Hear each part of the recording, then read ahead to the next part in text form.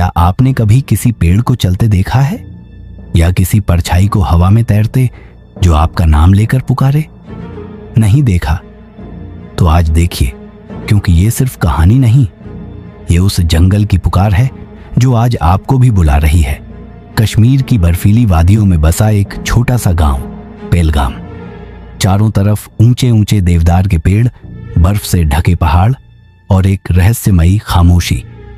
लेकिन यह खामोशी शांति की नहीं थी, यह खामोशी डर की थी।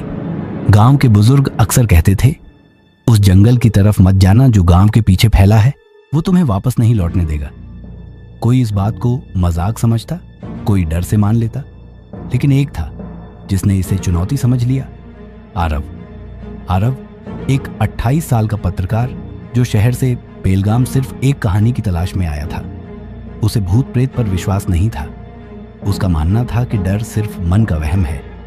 गांव में उसके पहुंचने पर लोगों ने उसका स्वागत तो किया, पर जैसे ही उसने जंगल का जिक्र छेड़ा, हर चेहरा स्याह हो गया, जैसे कोई अनकही बात दिल में दबी हो।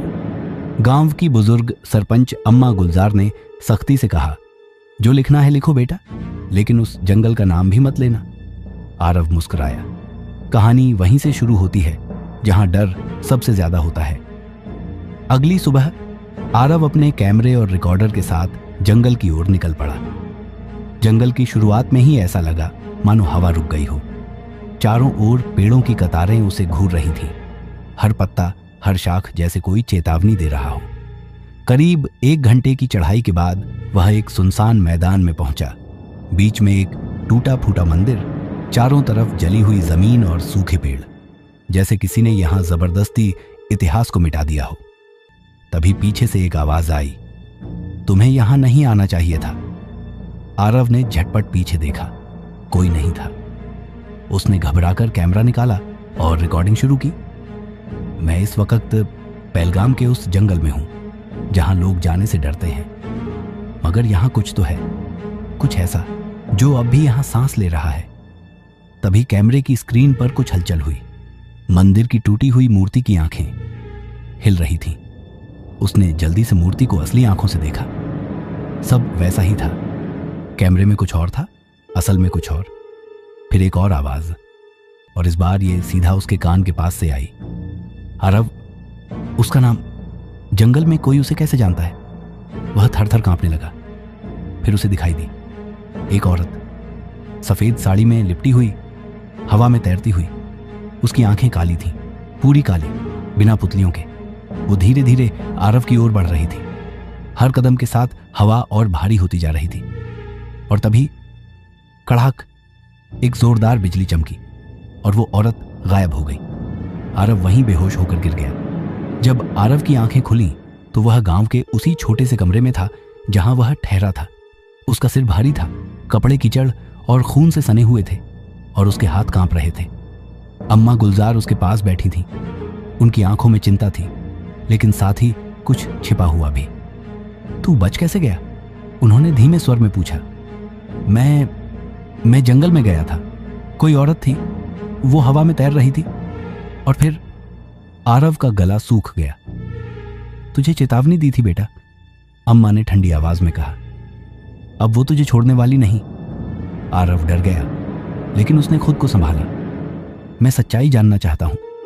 उस जंगल में क्या हुआ था? लोग वहां जाने से क्यों डरते हैं? अम्मा ने गहरी सांस ली और दरवाजा बंद करके धीमे स्वर में कहने लगी। 70 साल पहले उस जंगल में एक तांत्रिक आया था, भैरव बाबा। उसने वादा किया था कि वह गांव को सूखा और बीमारी से मुक्त कर देगा। लोगों ने उसे पूजा, उसकी मानी हर बात, लेकिन असली मकसद कुछ और था। वो जंगल को अपनी काली साधना का केंद्र बनाना चाहता था। उसने जवान लड़कियों की बलि देना शुरू की। गांव वालों को जब सच पता चला तो उन्होंने उसे मंदिर में बंद कर जला दिया। उस दिन के बाद से जंगल में चीखें गूंजने लगीं। पेड़ हिलते नहीं थे, वे सांस लेते थे, और उस भैरव की आत्मा अब भी उन पेड़ों में जिंदा है, और वो इंतजार कर रही है किसी ऐसे इंसान का जो उसे बाहर निकाल सके। आरव सन्न रह गया, लेकिन वह बोला, जंगल में जो औरत मैंने देखी वो कौन थी? अम्मा का चेहरा और सख्त हो गया। वो चंदा थी, भैरव की पहली बलि। उसकी आत्मा अब भी वहां भटक रही है, न पूरी तरह मरी न पूरी तरह जिंदा। वो अब भी मदद मांगती है, लेकिन जो उसकी तरफ देखे वो खुद उसका शिकार बन जाता है। आरव उस रात सो नहीं सका। उसने कैमरे की रिकॉर्डिंग फिर से देखी और एक सीन में एक पेड़ की छाया में उसे एक चेहरा दिखा, उसकी अपनी शक्ल, लेकिन आंखें पूरी काली थीं। वह चौंक पड़ा। ये मैं कैसे हो सकता हूं? तभी दरवाजा अपने आप खुला। बाहर कोई नहीं था, पर जमीन पर कीचड़ के निशान थे और वे ठीक उसी जंगल की ओर जाते थे जहां से वो अभी वापस आया था। आरव ने रात भर बेतहाशा डर के बीच बिताई। उसकी आंखों के सामने वही काली साया था, वही सफेद साड़ी में लिपटी औरत। हर जगह उसे अपने आसपास महसूस हो रही थी। उसने सोचा, यह सब सिर्फ उसका भ्रम है, बस जंगल की घबराहट का असर है।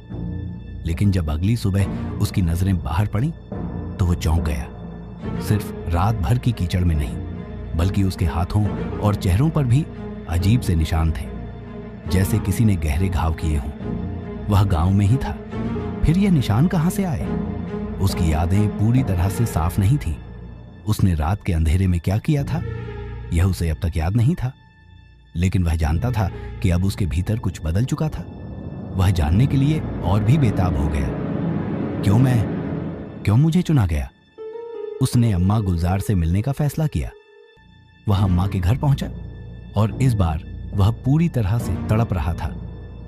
अम्मा, अब मैं तुम्हारी बातों पर यकीन करने लगा हूं। ये जंगल मुझे नहीं छोड़ने वाला। मुझे क्या करना होगा? मैं यहां से भाग नहीं सकता, ये मेरे साथ है। अम्मा ने गहरी सांस ली और फिर उसकी आंखों में देखा। तू जानता है कि अब तुझमें वो शक्ति आ गई है जो भैरव बाबा की आत्मा को बाहर लाकर तुझे अपनी ओर खींच रही है। तू उसके जाल में फंस चुका है। आरव शॉक्ड हो गया। तू क्या कह रही हो? अम्मा ने धीरे से कहा। तू अब उस जंगल का हिस्सा बन चुका है। उसने तुझे चुना है और अब तू उसी की तरह बन जाएगा, या फिर वह तुझे खत्म कर देगा।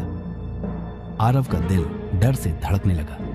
वह दौड़ते हुए जंगल की ओर निकल पड़ा, क्योंकि अब उसे यकीन हो गया था कि उसे उस औरत का सामना करना ही होगा। वह जानता था कि अगर वह अब भागेगा तो वह कभी भी न बच पाएगा। वो जंगल उसे हमेशा के लिए खींच ले जाएगा। जंगल के अंदर वह फिर वही पेड़ और वही मंदिर के पास पहुंच गया। मंदिर की टूटी हुई मूर्ति अब कुछ अलग लग रही थी। उसकी आंखें और भी गहरी हो गई थीं, जैसे वे उसे देख रही हों। वह एक कदम और बढ़ा और फिर अचानक एक दर्दनाक चीख सुनाई दी। वो आवाज वही थी, वही औरत की। तुमने मुझे क्यों छोड़ दिया? तुम मेरे साथ रहोगे। आरव ने झट से अपनी आंखें बंद की, लेकिन जैसे ही उसने आंखें खोली, वह वही औरत के सामने खड़ा था। उसकी आंखें पूरी काली थीं और वो उसे अपनी ओर खींच रही थी। तुम अब मेरा हिस्सा हो। आरव का दिल धड़कते हुए तेजी से धड़क रहा था, लेकिन फिर वह अचानक चिल्लाया, नहीं! और उसने जोर से अपनी हथेली उस औरत की ओर बढ़ा दी। जैसे ही उसने हाथ बढ़ाया, वह औरत चीखते हुए गायब हो गई। लेकिन आरव के हाथों में अब वो काले निशान उभर आए थे, जैसे किसी ने उसे गहरे से खींच लिया हो। वह जंगल से बाहर दौड़ा, लेकिन अब तक कुछ बदल चुका था। उसका चेहरा अब वैसा नहीं रहा था जैसा पहले था। उसकी आंखें अब वही काली हो चुकी थी, जैसे वह औरत की सूरत का हिस्सा बन चुका हो। वह वापस गांव पहुंचा, लेकिन गांव में भी सब कुछ अजीब था। सभी लोग उसे डरते हुए देख रहे थे, जैसे उन्हें पता चल चुका हो कि अब वह जंगल का हिस्सा बन चुका है। लेकिन अब कोई फर्क नहीं पड़ता था। आरव अब उस खौफनाक जंगल का हिस्सा बन चुका था। अब वह अपने ही अस्तित्व को तलाशने निकल पड़ा था, जहां हर पेड़, हर साया उसे अपनी ओर खींच रहा था। आरव का चेहरा अब बिल्कुल बदल चुका था। उसकी आंखों में वह काली साया था जो अब उसके अस्तित्व का हिस्सा बन चुकी थी। गांव वालों ने उसकी ओर देखा तो उनकी आंखों में डर और घृणा का मिलाजुला भाव था। वह अब वही नहीं रहा था जो पहले था। उस दिन के बाद से आरव की पूरी जिंदगी एक अजीब सी खामोशी में डूब गई थी। वह किसी से नहीं मिलता और न ही किसी से बात करता, बस अकेले उस जंगल में खोया रहता। लेकिन अम्मा गुलजार जानती थीं कि आरव अब उस काले रहस्य का हिस्सा बन चुका था। वह जानती थीं कि उसे उस जंगल से बाहर लाने का कोई रास्ता नहीं है, लेकिन फिर भी वह कोशिश करने का सोच रही थी।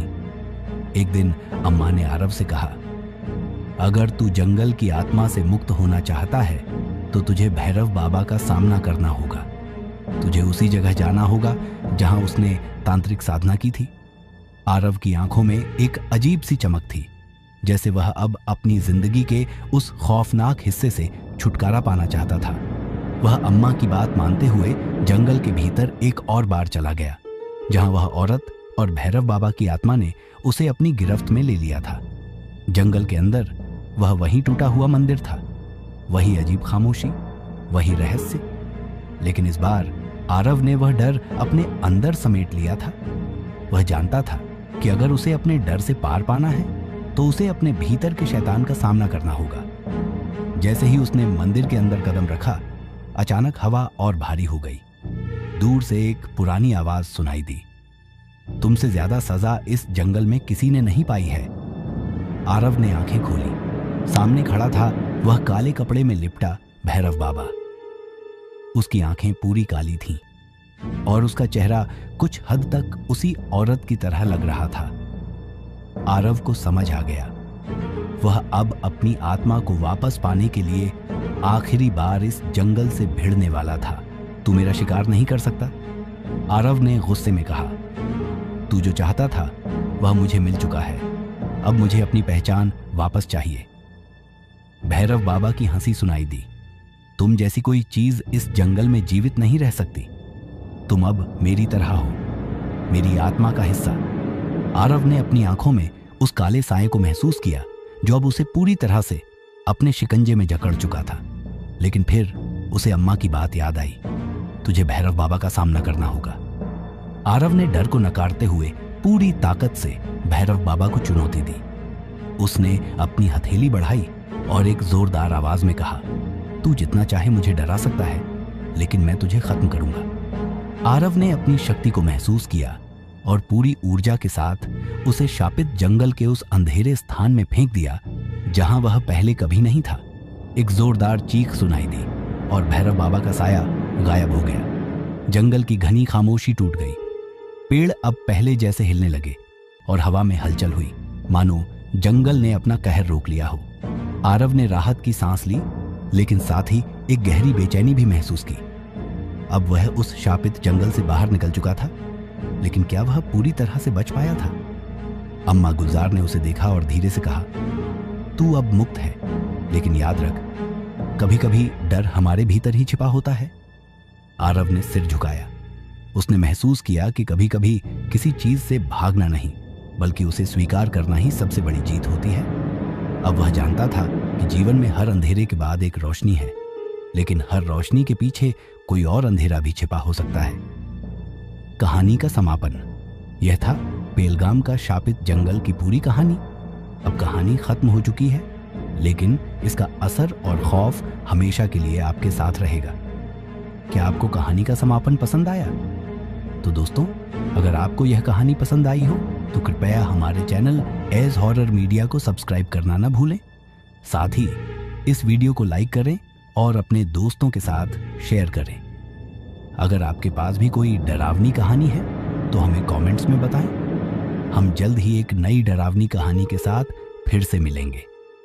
ध्यान रखें, अंधेरे से दूर रहिए और सतर्क रहिए। अगली कहानी तक सतर्क रहिए।